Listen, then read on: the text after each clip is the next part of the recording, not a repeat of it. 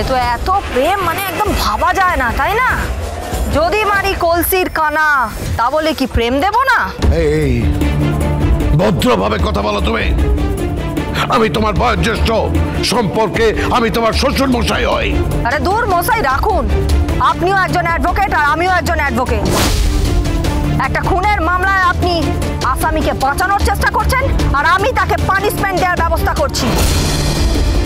আর একটা কথা মাথায় রাখুন, এই দুজনকে আমি কোর্টে নিয়ে যাবই আর কাঠ গড়ায় তুলবই। তারপরে আমি ওদের এমন হাল করব না আপনি ভাবতেও পারছেন না। আমি আপনাকে বলছি, আপনি এই কেসটা হারছেন। আর এই মিস্টার রোমিও আর এই মামনিকে তো পানিশমেন্ট আমি দিয়েই ছাড়বো, নইলে আমার নামও অ্যাডভোকেট গীতা LLB নয়।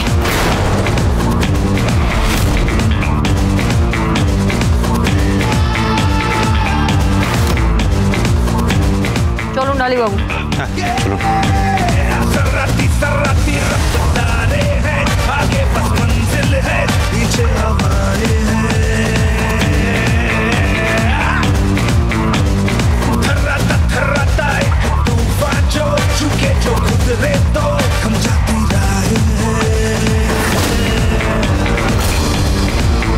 চকলেট কেক খেতে ভালো, খেয়ে দেখুন ভালো লাগবে।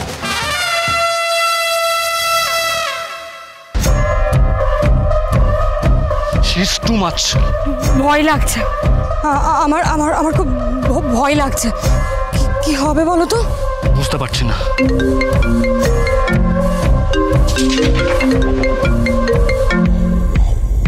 হ্যালো, অগ্নিজিৎ মুখার্জি বলছি। এসব কি হচ্ছে?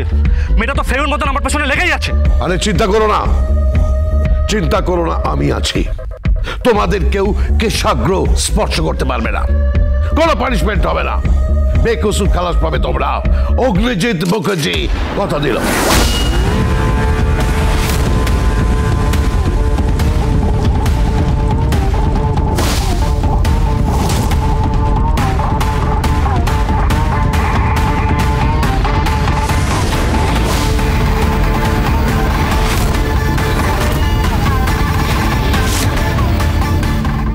তোমার বোন ঘরে বাইরে একেবারে ছিনে জোঁকের মতো আমার আমার পেছনে পড়েছে।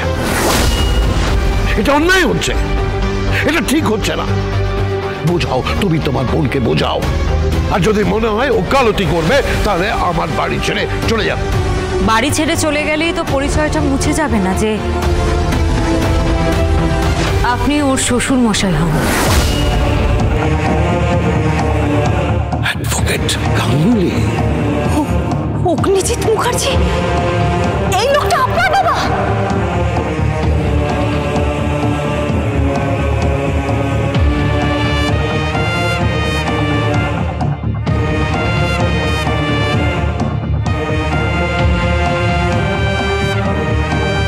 শ্বশুর মশাই প্রণাম করো। আর স্বস্তিক মুখার্জি মানে আপনার ছেলে, ওর স্বামী হয়। জানি জানি মুছা যাবে না, তবুও আমি বুঝে নেবো যে শত্রু ঘরের বাইরে আছে, ভেতরে নয়। এটাকে ভালো করে বুঝিয়ে দিও। তাও যদি না বোঝে তাহলে আমাকে অন্য পন্থা অবলম্বন করতে হবে। আপনাকে কোনো পন্থা অবলম্বন করতে হবে না বাবা, আপনি আমার উপর ভরসা রাখতে পারেন, আমি আছি তো। আমি আপনার বড় পুত্রবধূ, এই সংসারের গৃহবধূ, আমি সবকিছু সামলে নেব।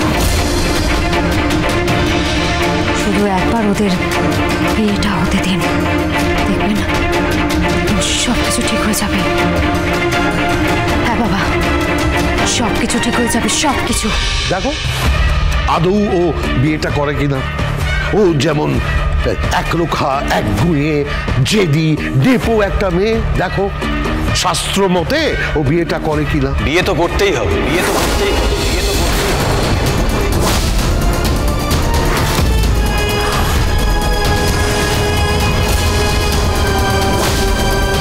হ্যাঁ ড্যাডি, বিয়ে তো করতেই হবে, এর কোনো অন্যথা নেই। আর বিয়ে না করলে তুমি নিশ্চিত থাকতে পারো নাটক করছে। ও যদি মনে করে ও নাটক করবে, ও জানে না যে ও কি ধরনের কেস খাবে। ওর নামে আমি কোন কোন সেকশন নাম্বার নিয়ে আসবো ও কল্পনা করতে পারবে না। আর রইল আমার ছোট ছেলে স্বস্তিক, ওর পিঠের চামড়া তুলে নেবো, ওকে বাড়ি থেকে দূর করে দেবো, ওকে ত্যায্যপুত্র করে দেবো। আর এই সবটাই করবো লিগালি। ওকে বলে দিও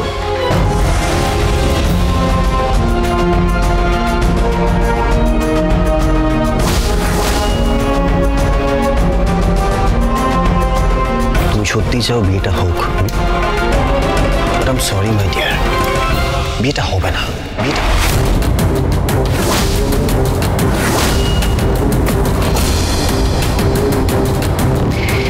বিয়েটা হবে না, পুরোটাই নাটক। আমি বাজি রেখে বলছি, গীতা ওই সিঁদুর পরবে না, কারণ ও যে সিঁদুরটা পরেছে না সেটা মিথ্যে সিঁদুর। আর আমি অঙ্ক মিলিয়ে দেখেছি, কোনোভাবেই অঙ্কের উত্তর মিলছে না। জীবনটা অঙ্ক নয়। জীবনটা অঙ্ক নয়, কিন্তু মাঝে মাঝে জীবনের অঙ্কে প্রয়োগ করলে সত্যিটা জানা যায়। তোমার ঘর এবার সত্যি ভাঙবে, সত্যিই ভাঙবে।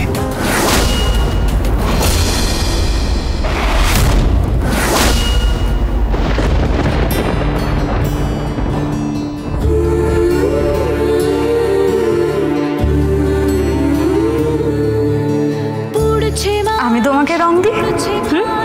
না, আমার রং বলো, আমার আবির বলো, আমার সবটাই গীতাকে ঘিরে। তাই সবার প্রথমে আমি গীতাকে রং লাগাবো, তারপর বাকিদের। সিঁদুর পরে থাকছো, পরো। এই লাল রংটা তোমার জন্যই রইল, আর বাকিটা গীতার জন্য তোলা রইল।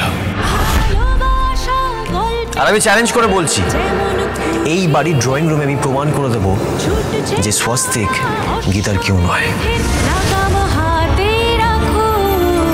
হাসছে রাজা, হাসছে মন্ত্রী, যুদ্ধে জিততে চায়, একলা বড়ে যুদ্ধক্ষেত্রে একলা রয়ে যায়। এসো গল্প বলি।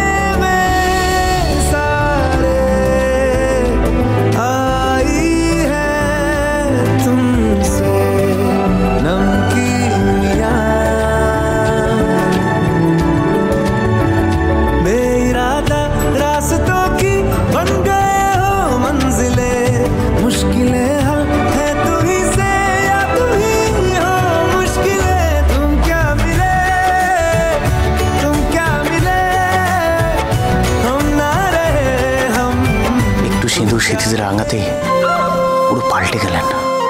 কে? আপনাকে সাজতে দেখছিলাম, আপনি সাজছিলেন, কিন্তু বিশ্বাস করুন যখনই সিঁদুরটা পরলেন না, পুরো পাল্টে গেলেন। খুব নিজের মনে হচ্ছে জানেন, খুব নিজের। আসলে মিথ্যে হলেও আপনাকে বড্ড নিজের মনে হয়। খুব ভালোবাসি আপনাকে। আপনার প্রতি আমার ভালোবাসা, রোম্যান্স কিচ্ছু নেই। যেটুকু আছে সেটা কৃতজ্ঞতা, কারণ আপনি দুবার আমার জীবনটা বাঁচিয়েছেন। শুধুমাত্র সেই জন্য, আপনাকে সঙ্গ দেওয়ার জন্য, না জেনে বুঝে আমি এই বাড়ির চৌকাঠে এসে দাঁড়িয়েছি, এবং সেখানে এসে দেখতে পাই যে আপনি অগ্নিজিৎ মুখার্জির ছেলে। আমি জাস্ট ফেঁসে গেছি।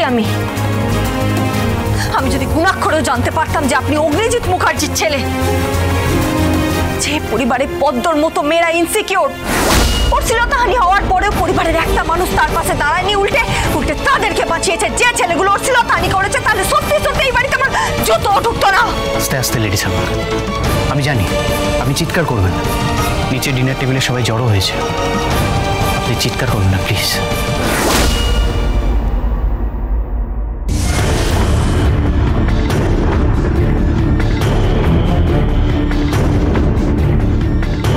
কি চাইছো কি তুমি? কে নিন চুপচাপ। আর আপনি কোর্টের মধ্যে হেরে গেছেন, তার জন্য কি আমি দায়ী নাকি? আপনি ঠিকঠাক করে পড়াশোনা করবেন না, আপনার কোনো শিক্ষা দীক্ষা নেই, ভালো করে কেসটা স্টাডি করবেন না। মুখ সামলে কথা বলে রাখলাম, তুমি কিন্তু বাড়াবাড়ি করছো। আমি বাড়াবাড়ি করছি না, আপনি খেয়ে নিন। খাবো না আমি। খাবেন না? তবে রে